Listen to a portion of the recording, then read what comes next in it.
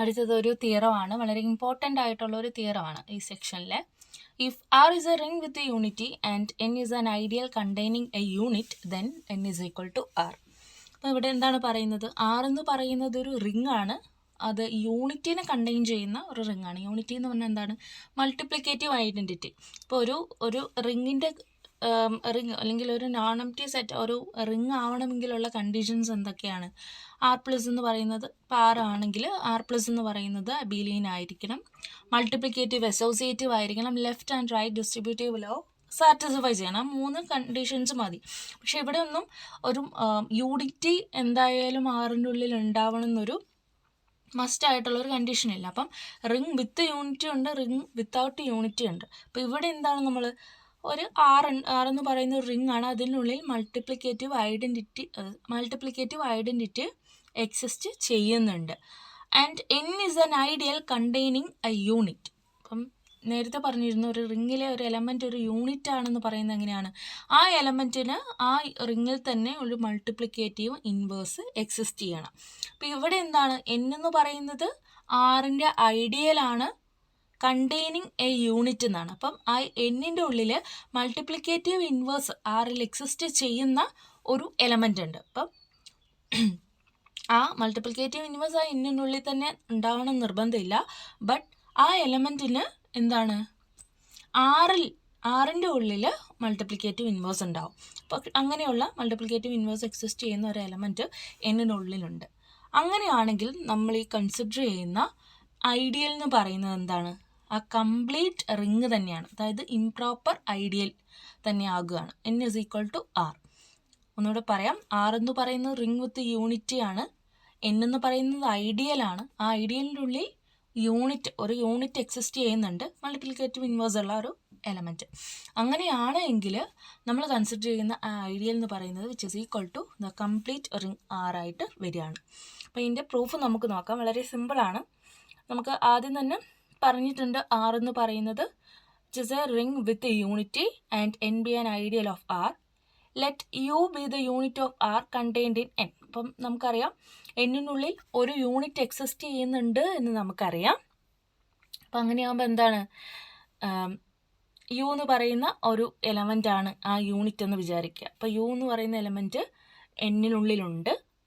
അപ്പം since N is an ideal of R, N is a subring of R. We have for every R belongs to R, Rn is contained in N. അല്ലേ? അതായത് ഒരു ring ഒരു ideal ആവണമെങ്കിൽ, റിങ്ങിൻ്റെ ഒരു sub ring അതൊരു ideal ആണെങ്കിൽ എന്താണ്? First of all അതൊരു സബ് റിങ് ആയിരിക്കണം. ദെൻ എന്താണ്? R N is contained in N for every R belongs to R എന്നല്ലേ? അതായത് റിങ്ങിലെ ഏത് എലമെൻറ്റും എടുത്ത് എന്നിലെ എലമെൻറ്റിനുമായിട്ട് മൾട്ടിപ്ലൈ ചെയ്താലും അത് എന്നിൽ തന്നെ ഉണ്ടാവണം. അപ്പം നമുക്കറിയാം യു എന്ന് പറയുന്നത് എവിടെയുണ്ട്? യു എന്ന് പറയുന്നത് എന്നിലുണ്ട്. സോ യു ഇൻവേഴ്സ് എന്ന് പറയുന്നത് എവിടെ ഉണ്ടാവും? യു ബിലോങ്സ് ടു ആർ അല്ല, യു ബിലോങ്സ് ടു എൻ ആണ്. Then u belongs to N ആണ്. മാത്രമല്ല യു ഇൻവേഴ്സ് എവിടെ ഉണ്ടാവും?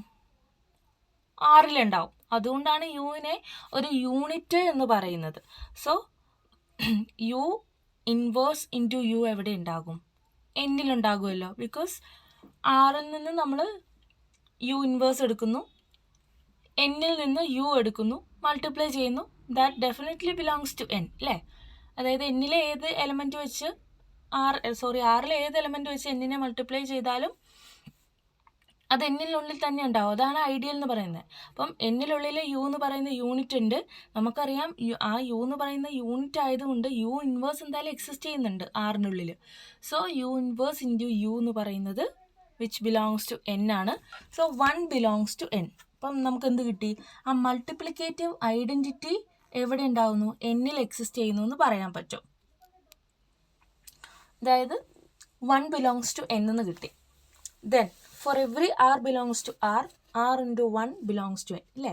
അപ്പം ആറിലെ ഏത് എലമെൻറ്റ് വെച്ച് എന്നിലെ ഏത് എലമെൻറ്റിനെ മൾട്ടിപ്ലൈ ചെയ്താലും അത് എന്നിൽ തന്നെ ഉണ്ടാവും എന്നാണല്ലോ പറഞ്ഞിരിക്കുന്നത്. അപ്പോൾ എന്നിൽ 1 ഉണ്ട് എന്ന് നമുക്ക് കിട്ടി. അപ്പോൾ ആറിലെ ഏത് എലമെൻറ്റ് വെച്ച് 1നെ മൾട്ടിപ്ലൈ ചെയ്താലും അത് എവിടെ ഉണ്ടാവും?